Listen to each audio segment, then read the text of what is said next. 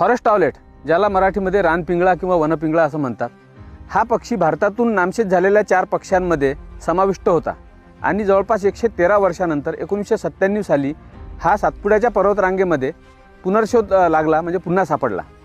त्यानंतर केलेल्या वेगवेगळ्या अभ्यासामध्ये हा पक्षी सातपुड्यातल्या मेळघाटामध्ये, त्यानंतर खानदेशातील यावलच्या जंगलात आणि मेळघाटाला लगत असलेलं बऱ्हाणपूरचं किंवा खकनारचं जे जंगल आहे, या सातपुड्याच्या प्रदेशामध्ये हा आढळत होता। त्यानंतर 2014 मध्ये हा पक्षी प्रथमच सातपुड्याच्या बाहेर म्हणजे तानसा अभयारण्यात सापडला आणि सातपुडा एंडेमिक म्हणजे प्रदेशनिष्ठ असलेला हा पक्षी त्या 2014च्या तानसाच्या रिपोर्टनंतर तो सातपुडा एंडेमिक असा राहिला नाही। साल 2014 मध्ये मी आणि माझे गुरुमित्र सुनीलजी लाड आम्ही दोघेजण या ठिकाणी दैनंदिन पक्षी निरीक्षणासाठी आलेलो असताना 24 ऑक्टोबर 2014 रोजी या भागामध्ये आम्हाला एक पक्षी वाळलेल्या झाडावरती आढळून आला। त्याचा एक छोटासा फोटो भेटला। त्याच्यावरून असं लक्षात आलं का हा पिंगळा आहे, परंतु हा टिपकेवाला पिंगळ्यापेक्षा काहीतरी वेगळा आहे आणि म्हणून हा फोटो जो आहे डॉक्टर गिरीश जठार यांच्याकडे पाठवला। तर त्यांनी फायनली आयडेंटिफाय केलं आणि सांगितलं की हा फॉरेस्ट ऑवलेटच आहे किंवा वन पिंगळाच आहे।